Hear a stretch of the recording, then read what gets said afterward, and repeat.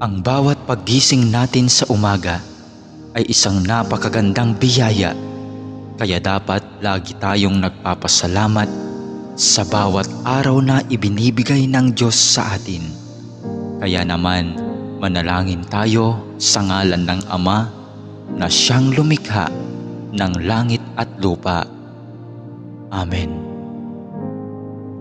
Ama naming makapangyarihan sa lahat, maraming salamat po sapagkat ginising mo ako ngayong umaga.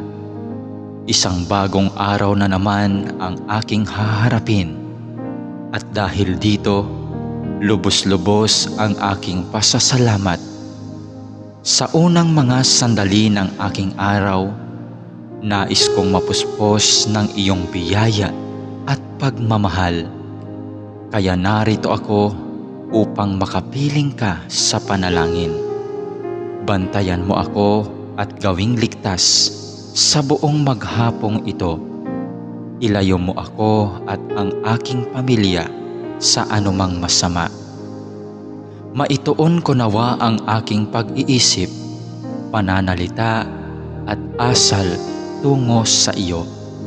Nawa maging kalugod-lugod sa iyo ang lahat ng aking gagawin sa araw na ito.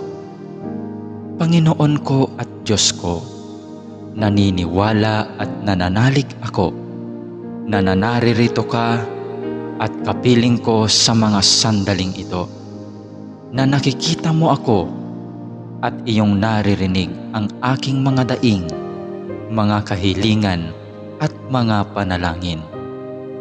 Kaya naman, Panginoon, ngayong umaga, sa iyong presensya at pagdamay mo ako kumakapit upang maharap ko ng may katatagan at katapangan ang araw na itong ibinigay mo sa akin.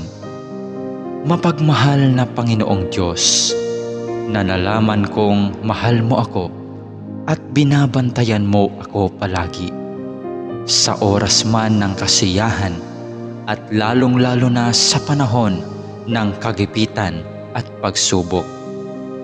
Tulungan mo akong huwag makalimot sa katotohanan ito.